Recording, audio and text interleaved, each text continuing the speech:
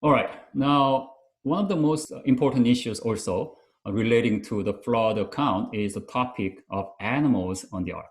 How many animals were on board the ark? How many animals? So let's address a few basic issues related to this before discussing the number of animals on board, okay? So according to Genesis 6:15 again, the ark could contain the equivalent of 450 semi-trailers of cargo. The ark was truly massive. Okay? The ark is just a box. You don't need anything to maneuver, and you don't need anything for bilge water. It's kind of equivalent to this shape of this semi-trailer thing. And imagine you have 450 semi-trailers. That's a huge space there. Now, how many species are in the world today? According to this article published in the journal Nature in 2011 here, the number of species on Earth would be at least 8 to 9 million. Huh. That sounds massive to me. It doesn't appear that Earth can contain this many animals, right?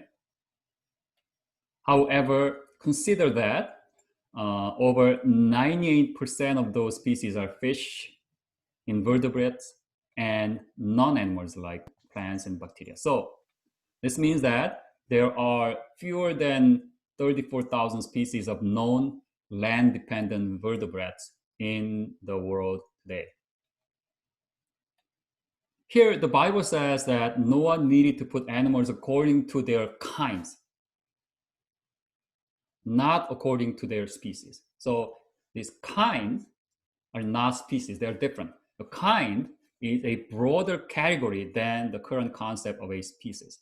For example, coyotes and wolves and domestic dogs can generally interbreed. So that means they can be lumped into the same kind.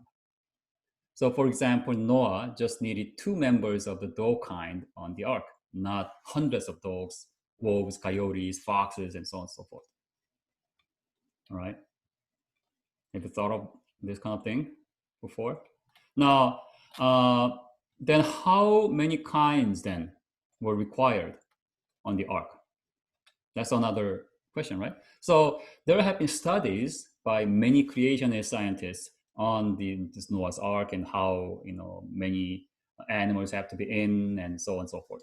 And those scientists made the estimation of how many animals needed to be on the ark. For example, the horses, the zebras, and donkeys are descended from the horse-like kind, and dogs, wolves, and coyotes are from a single canine kind. So considering all those, and then consider the size of the ark as just a box, okay? And considering all these roughly less than 7,000 kinds of animals would have been needed to be in the ark, while occupying much less than half of the space in the ark, even allowing them some moving around space, like the zoo, okay? And I visited the Ark Encounter in Kentucky. I strongly encourage you to visit the Ark Encounter along with the Creation Museum. Okay, it's really worth. So this is exterior. This is me and my family. Okay. Now, so there are other important points that I want to discuss here because I've been active in this creation ministry for 10 years and so on, and gave numerous lectures on Noah's Ark. But I was indeed wondering about the poops of animals. How do you treat all these poops? Right? I mean, you can't really survive there for maybe 10 days with those. And how about water supply? How to treat dirty water, right? And second to the poop. And how about the air ventilation inside the ark with all those animals' gases? So I had those are my problems. And when I visited this Ark Encounter, actually I learned that these Ark Encounter or those creation scientists already dealt with those issues and showed some nice ideas on how those issues could have been resolved, while assuming that the technologies in Noah's time would be way behind today's technology. So let's watch.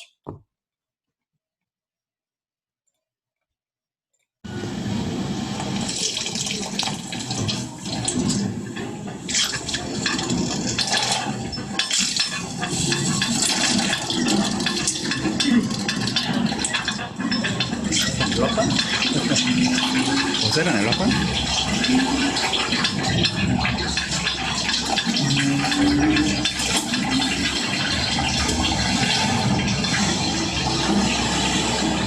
That's a really good idea. I took this video, I was doing an okay, so 31. Actually, 31 removal.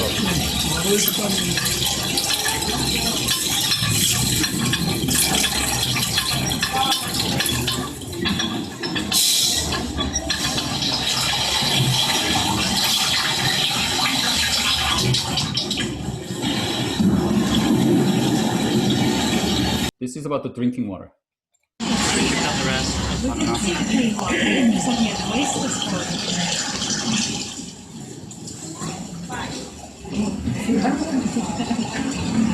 And they're getting clean water directly from the rain. Oh, they have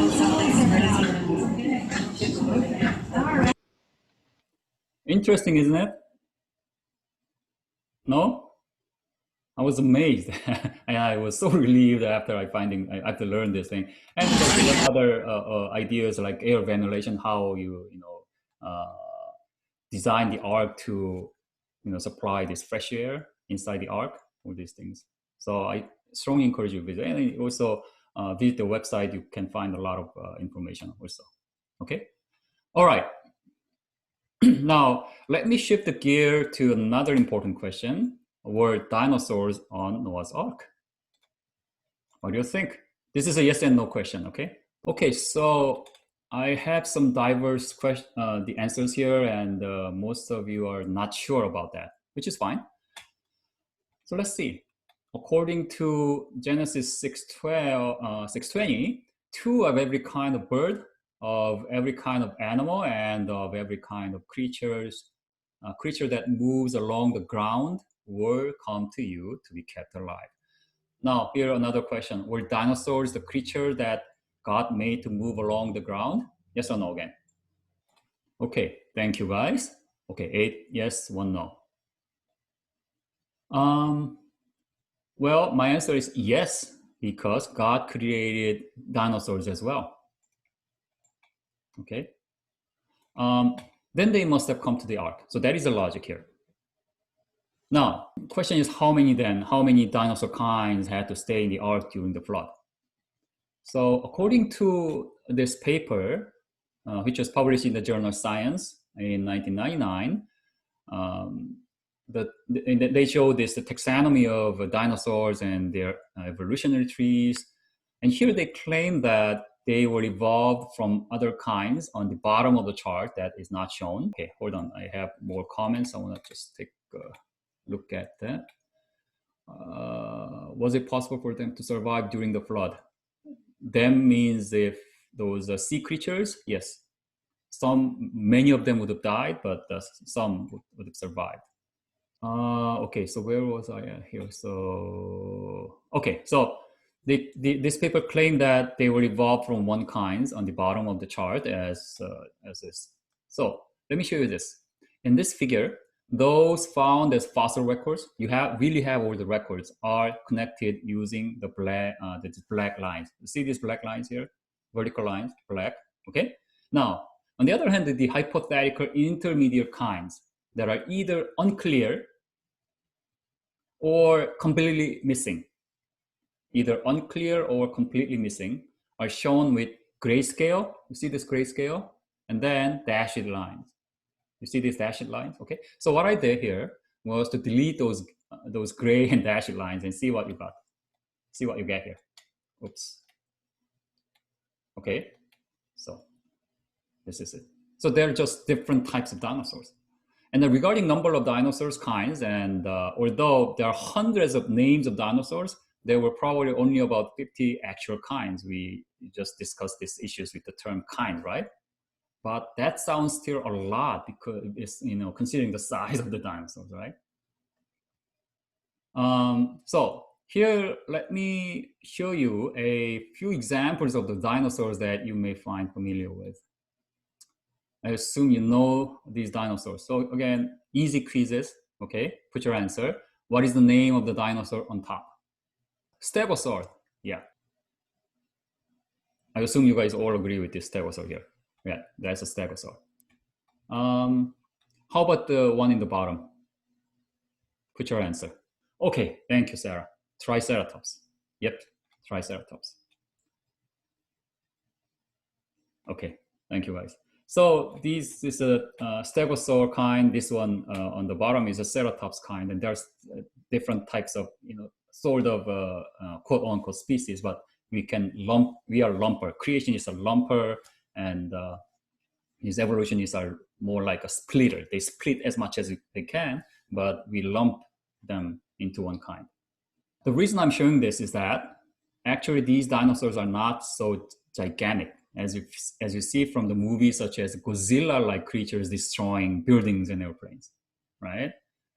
So rather they're like the size of today's elephants and rhinos, right? Maybe a little bigger than that. Okay, more or less. Of course, it would be still creepy if elephant-sized lizards move around us, right? Now, the problem is that there were such dinosaurs that were really, really big. You see this T-Rex on the bottom, right? And how about gigantic sauropod? Wow. You may be able to fit probably 2 of them into the ark. Okay, what do we do? So, what do you do to put a fully grown T-Rex inside the ark? So T-Rex just came and max headroom is 20 feet and darn, all right? Does anyone have an idea to share? Maybe put your idea in the chat. You can also unmute and share your thought. What do we have to do? So this happens to T-Rex and this happens to maybe Brachiosaurus. So how do you fit these dinosaurs into the ark? Does anyone have an idea to share? Okay, so I see this when they were still little, take baby dino. Okay, good. Yeah. So those are the basic answers here. So so more precisely here, did you know that most dinosaurs are actually quite small? In fact, the average size of a dinosaur is the size of a large sheep. Okay? So that's the average size.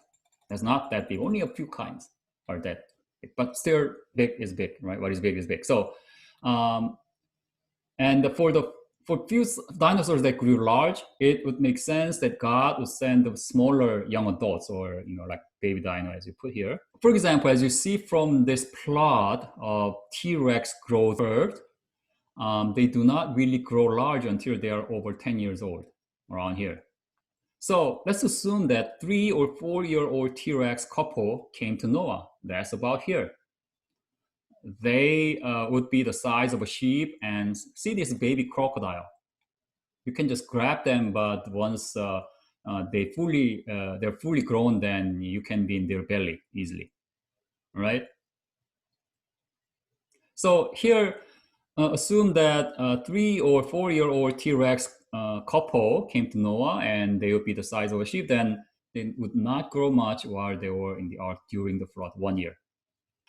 So after looking at all these facts, if dinosaurs were on Noah's Ark, then have they lived in the post-flood world?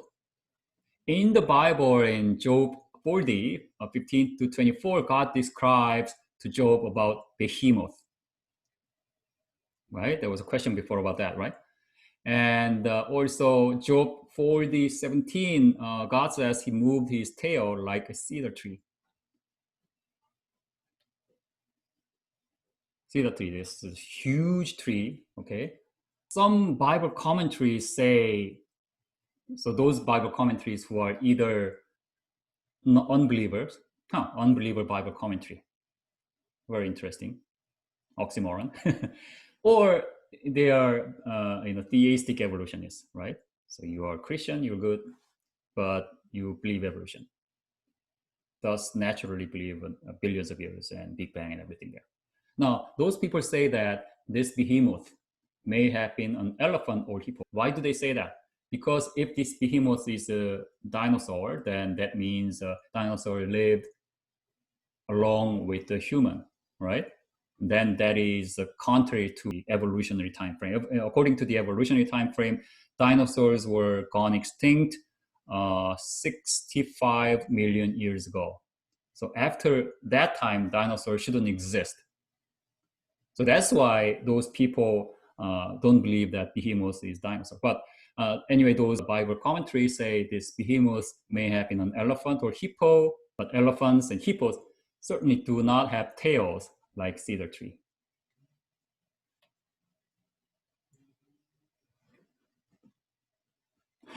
All right.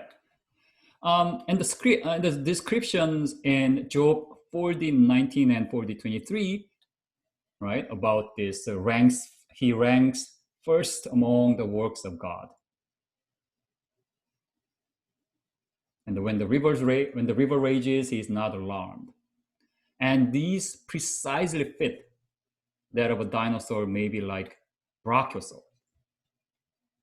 Okay. Then what happened to the dinosaurs after they were out of the ark? Why did they, why were they extinct? Why? Okay, so let's discuss that here a little bit. So at the time of the flood, all of the land creatures outside the ark died, right? Land creatures here